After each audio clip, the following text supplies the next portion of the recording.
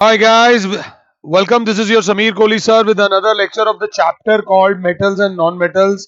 भैया मेटलर्जी में ओर से लेकर प्योर मेटल तक पहुंचना था। पहला मेथड था कॉन्सेंट्रेशन ऑफ ओर, दूसरा मेथड था conversion of ore into metal oxide, तीसरा मेथड था reduction of metal oxide to metal. वो डिपेंड करता है कि हम किससे डील कर रहे हैं, कौन से मेटल से डील कर रहे हैं। तो वो सारा लास्ट लेक्चर एक बार दोबारा देख लेना। अब मेटल मिल चुका है, मेटल 90% प्योर है, मगर हमें मेटल चाहिए 99% प्योर। सो 99% प्योर के लिए हमें उस मेटल की क्या करनी पड़ेगी? Refining. The process the process of obtaining high purity metal, the process of obtaining high purity metal is called refining। और हमारे कोर्स में जो रिफाइनिंग है वो बिजली वाली होती है। अब आराम से देखना, ये हमारे पास इम्प्योर कॉपर है, ये हमारे पास प्योर कॉपर है। जो प्योर कॉपर की रॉड है वो नेगेटिव टर्मिनल है, वो कैथोड है। और जो प्योर कॉपर की रॉड है वो एनोड है। और अंदर जो है वो CuSO4 एक्वस है, एक्वस CuSO4। सपोज अगर एल्यूमिनियम की रिफाइनिंग करनी होती तो अंदर जो सॉल्ट होता वो Al2SO4 होता, एल्यूमिनियम का सॉल्ट होता। सपोज सोडियम की रिफाइनिंग करनी होती तो अंदर जो सॉल्ट होता वो सोडियम का सॉल्ट होता है। तो सबसे पहले when electricity is passed, electricity का काम ही होता है ब्रेक डाउन करना। तो CuSO4 पे से जब इलेक्ट्रिसिटी जाएगी तो ये बन जाएगा Cu+2 और SO4-2। डीकॉम्पोजिशन रिएक्शन हो गया बिल्कुल आराम से। ये Cu+2 और ये SO4-2। अब ये Cu+2 जाता है टूवर्ड्स कैथोड, जाता है नेगेटिव रॉड के पास जाता है और दो इलेक्ट्रॉन्स एक्सेप्ट करता है नेगेटिव रॉड से और कॉपर मेटल बन जाता है।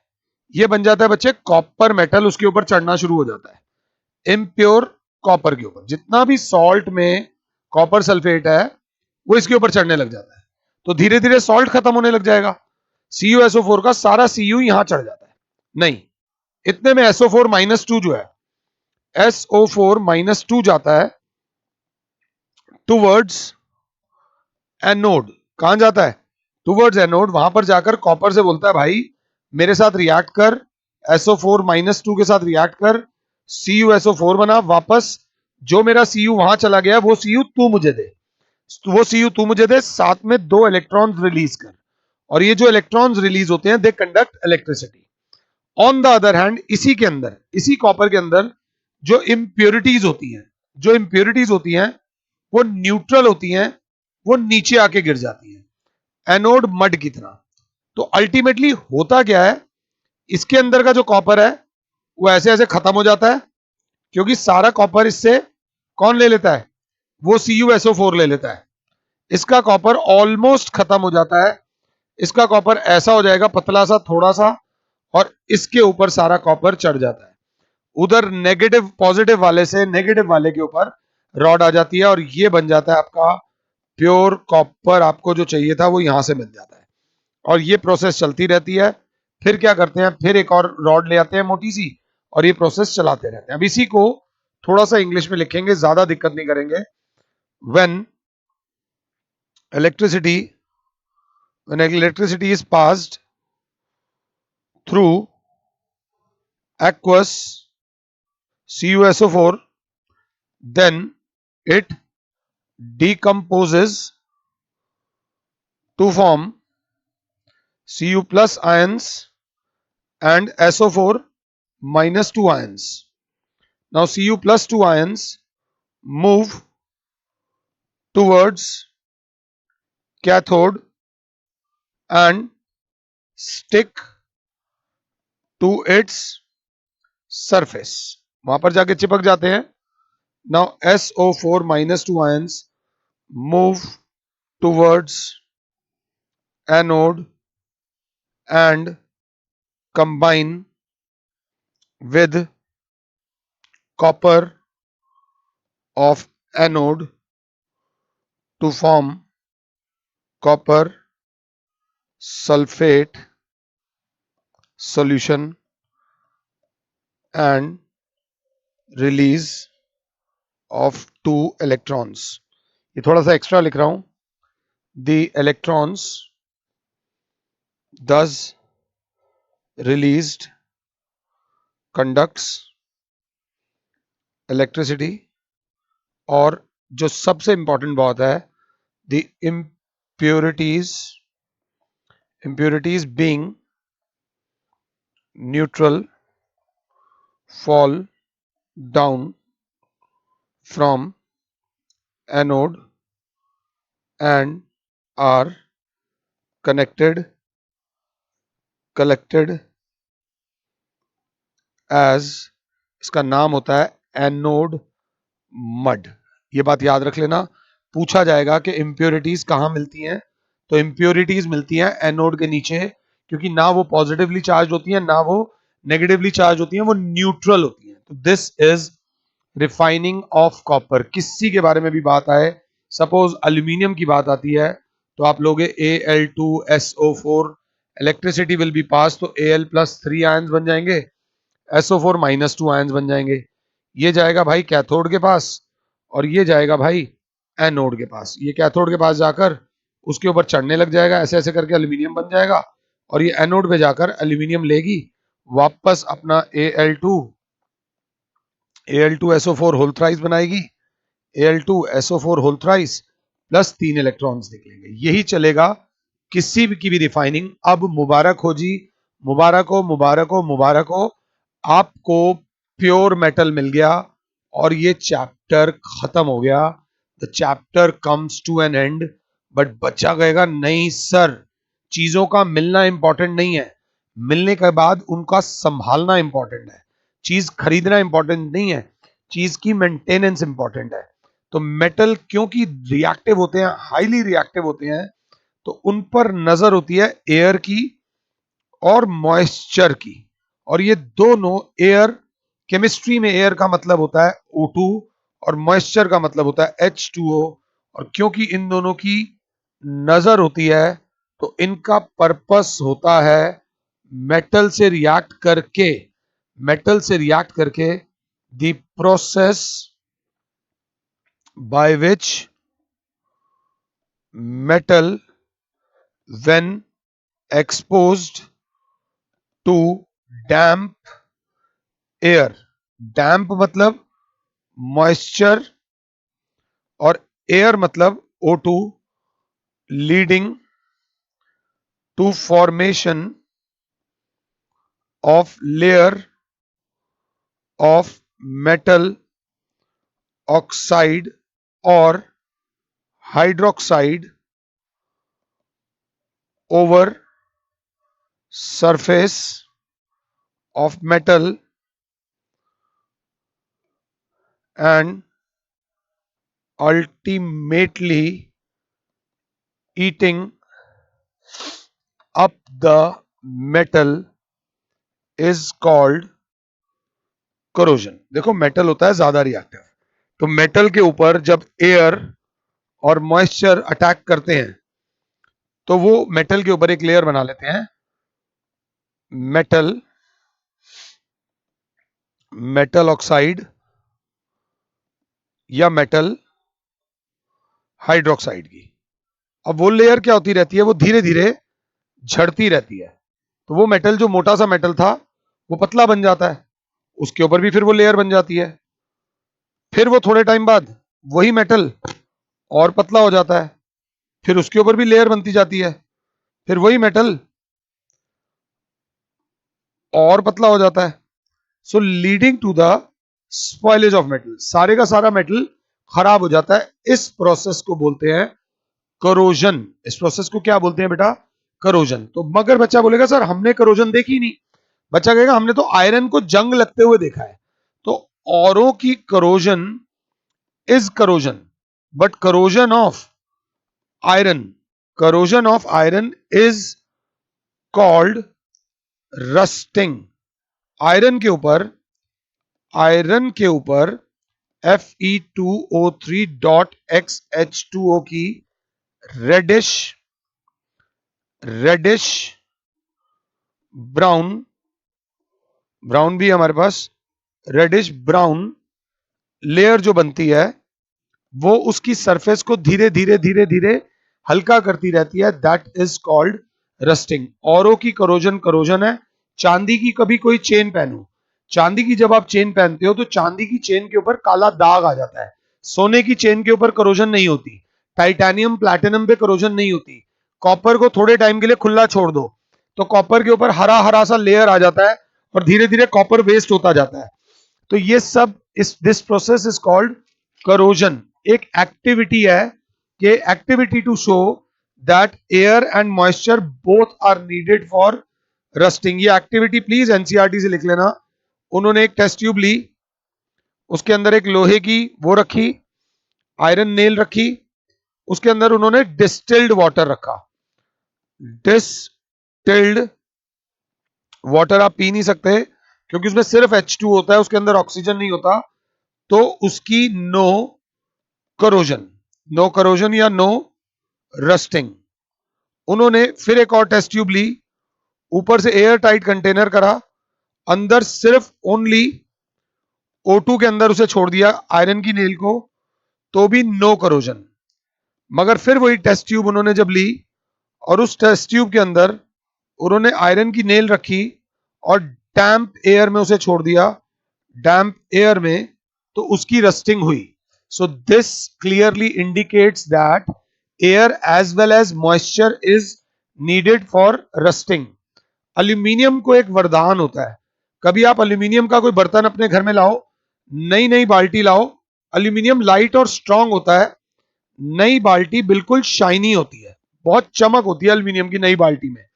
बट आफ्टर सम टाइम वो जो एल्यूमिनियम की बाल्टी है उसकी भी करोजन होती है, उसकी करोजन होने के बाद एक लेयर बन जाती है Al2O3 की। Al2O3 की जो लेयर बन जाती है वो उसको डल बना देती है। आमतौर पे जो मेटल के ऊपर ये लेयर बनती है, लेयर झड़ने लग जाती है, बट ये layer sticks to the surface, चिपक जाती है एंड प्रिवेंट्स फर्दर करोजन। चिपक भी जाएगी और करोजन नहीं होने देगी। ये बात याद रख लेना। तो एल्यूमिनियम मेटल को करोजन से डर नहीं होता। बस एल्यूमिनियम के केस में क्या होता है कि जो नया एल्यूमिनियम की बाल्टी है जो दिखने में चमक रही थी उसकी चमक खो जाती है, मगर उसका रस्टिंग या करोजन कुछ बिगाड़ नहीं पाते। यही वरदान होता है जिंक के ऊपर। जिंक के ऊपर भी जिंक ऑक्साइड की लेयर बन जाती है मगर वो झड़ती नहीं है। तो ये दो मेटल्स हैं जिनको वरदान मिला हुआ है कि आपका करोजन कुछ नहीं बिगाड़ सकती। तो अब आपसे बोलेंगे how can we prevention of rusting. Corrosion से भी ज्यादा होता है रस्टिंग, क्योंकि आयरन हमारी डे टू डे लाइफ में होता है। टेम्परेरी सॉल्यूशन होता है पेंटिंग, एक और सॉल्यूशन होता है ग्रीजिंग, ये साइकिल की चेनों में, एक और दरवाजों के कोनों में होता है oiling, that is called oiling. इस मेथड को बोलते हैं ऑयलिंग। दरवाजों के, नहीं तो दरवाजों में से आवाजें आने लग जाती हैं, ऑयलिंग। ये तीनों टेम्परेरी सॉल्यूशन है। एक सॉल्यूशन होता है गैल्वेनाइजेशन, ये अच्छा प्रोसेस होता है। डेफिनेशन लिख लेना, द प्रोसेस ऑफ अप्लाइंग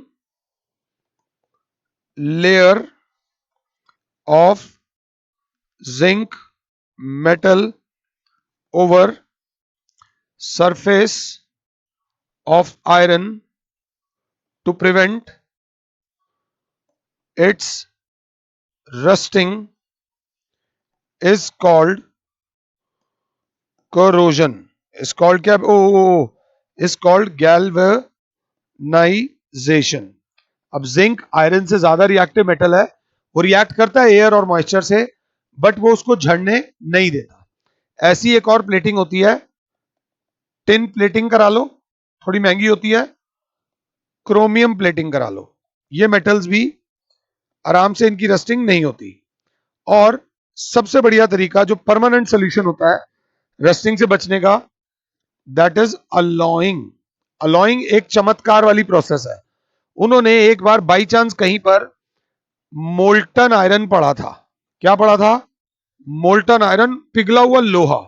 अब पता नहीं क्या हुआ उनके अंदर, गलती से उनके उससे डल गया, उसके अंदर डल गया थोड़ा सा कार्बन, तो जो पैदा हुआ दैट वाज स्टील। अब आप देखो, ये बताओ कि स्टील की रॉड सुंदर होती है या लोहे की रॉड?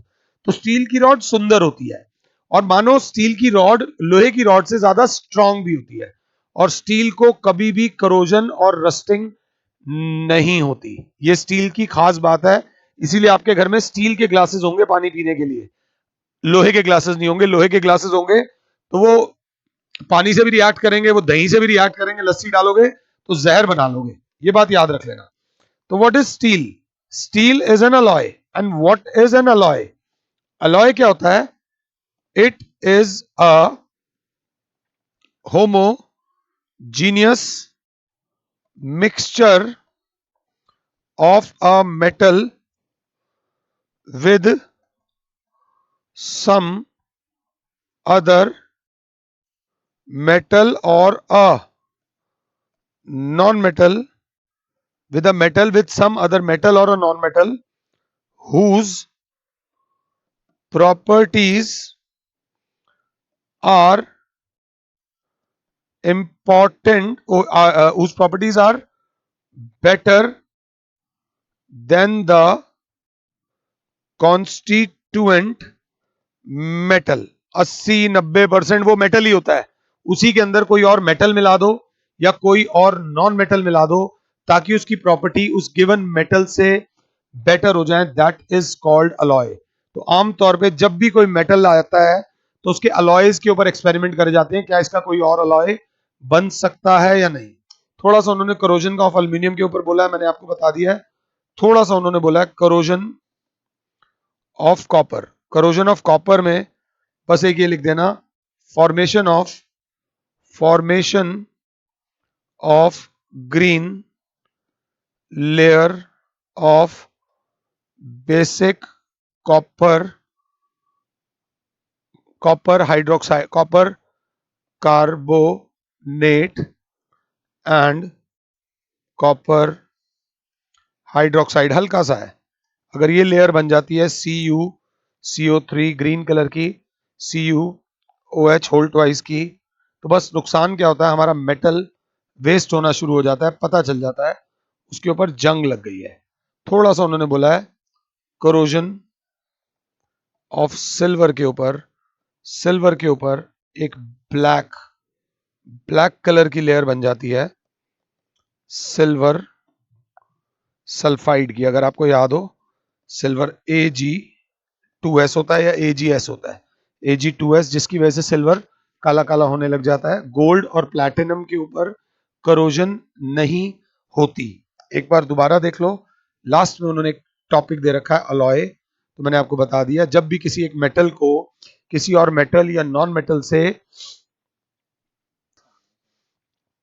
जब भी किसी एक मेटल को किसी भी और मेटल या नॉन मेटल से मिक्स करते हैं ताकि उसकी प्रॉपर्टीज उस गिवन मेटल से बेटर हो जाए, that is called an alloy. Alloy की कैरेक्टरिस्टिक प्रॉपर्टी क्या होती है?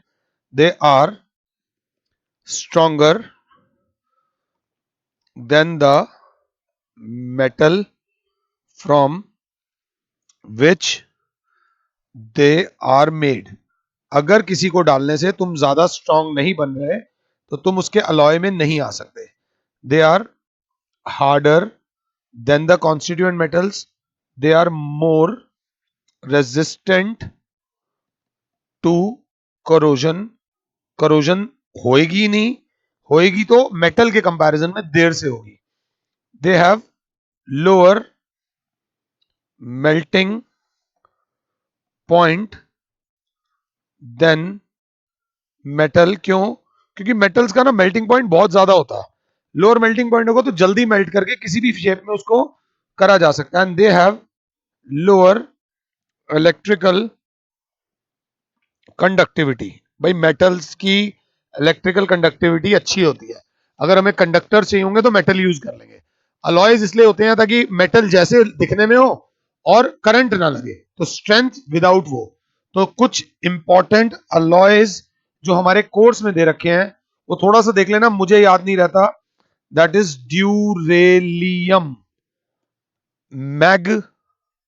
मैग्नेलियम, स्टील, स्टेनलेस स्टील जिसपे निशान नहीं लगता, महंगी होती है नॉर्मल स्टील से, ब्रास, ब्रोंज, सोल्डर, एमेल्गम। किसी भी अलॉय में अगर मर्क्यूरी, मर्क्यूरी जरूर होती है ना, मर्क्यूरी होगी तो दैट इज कॉल्ड एमेल्गम। किसी में भी, अभी बताता हूं। सबसे पहले हमें दे रखा है ब्रास। ये थोड़ा सा ये टेबल याद कर लेना जो तुम्हें याद करना है। It is an alloy, all alloy of copper and zinc. Percentage wise देख लो तो 80% कॉपर होता है, 20% जिंक होता है। ब्रास इज मोर मेलिएबल, ये सब दे रखा है। It is used in making, ये थोड़ा सा इसका यूज भी देख लो, used in making scientific instruments, ये थोड़ा सा देख लेना। साइंटिफिक इंस्ट्रूमेंट्स लाइक माइक्रोस्कोप वगैरह और फ्लावर वॉसेस वगैरह आपने देखा होगा। सेकंड एक अलॉय होता है ब्रोंज, ब्रोंज मेडल मिलता है अगर आपको याद हो तो। Bronze is an alloy of copper, tin, इसमें 90% कॉपर होता है, 10% टिन होता है। It is highly resistant to corrosion. It is used for making statues, लोहे का बनाओगे तो जंग लग जाएगी, कॉइन्स, मेडल्स। छोटे से छोटा लिखवा रहा हूं ताकि आपको चीज क्लियर हो जाए। सोल्डर, ये वो जॉइंट्स जोड़ने के काम आता है। Solder is an alloy of lead and tin, ये याद रख लेना। It contains 50% lead and 50% tin. The melting point of alloy, इसका मेल्टिंग पॉइंट लो होता है। इट इज यूज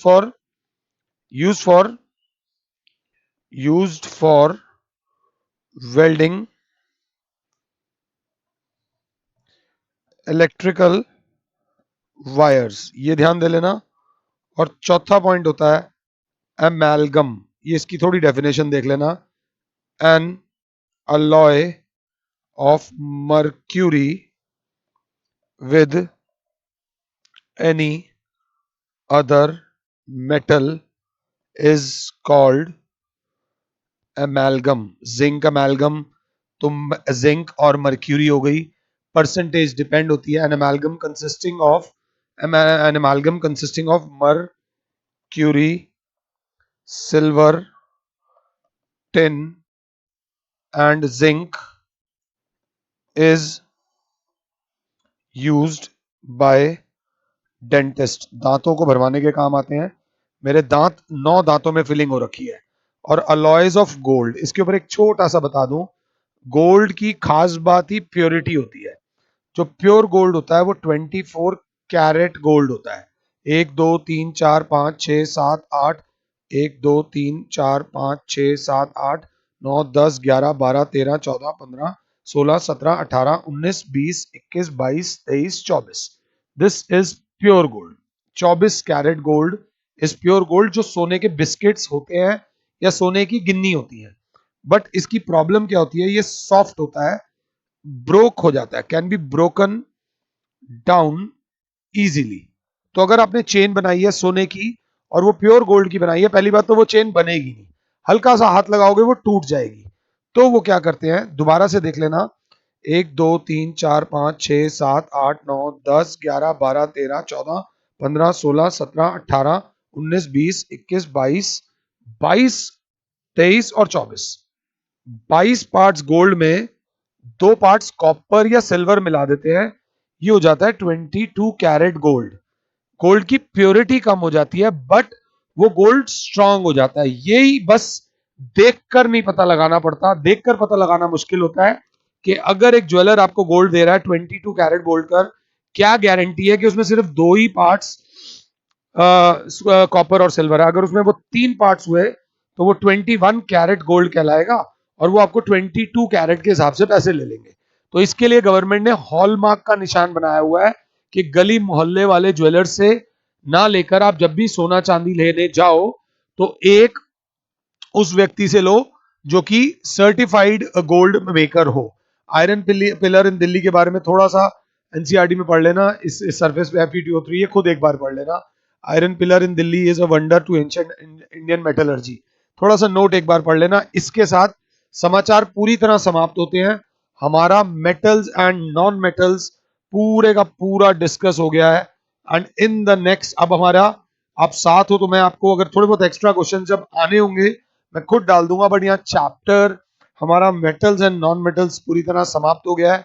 इस लेक्चर को 2 बार देख लेना। अगर ये चैप्टर आपने 2 बार देख लिया तो chemical reactions and equations, acid basis and salts and periodic classification of elements, इनमें आपको काफी मदद मिलेगी।